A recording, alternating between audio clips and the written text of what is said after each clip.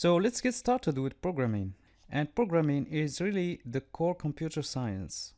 Most machines are designed to do just one thing. Suppose we have a toaster. We can put different things in it. We can toast bread. We can toast muffins. Maybe it has some things we can use to change its behavior a little bit. We can turn a setting to make it toast for longer or shorter. But it's pretty limited in what we can do with it. Everything it can do is a variation on its basic functionality that was designed for.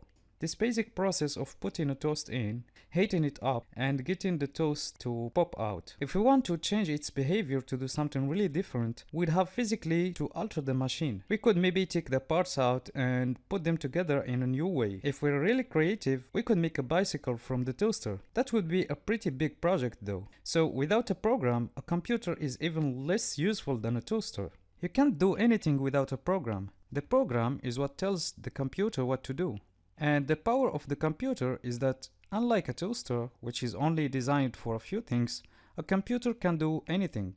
A computer is a universal machine. We can program and do essentially any computation. So anything that we can imagine, anything that we can figure out how to write a program for, we can make the computer do. And what the program needs to be is a very precise sequence of steps. The computer by itself doesn't know how to do anything. It has a few simple instructions that it can execute. And to make a program do something useful, we need to put those instructions together in a way that it does what we want. So we can turn the computer into a web browser, into a server, into a game playing machine, into a toaster without anywhere to put the bread. But it can do anything we can imagine, at least any computation we want to do. The power of a computer is that it can execute the steps super fast. So we can execute billions of instructions in 1 second.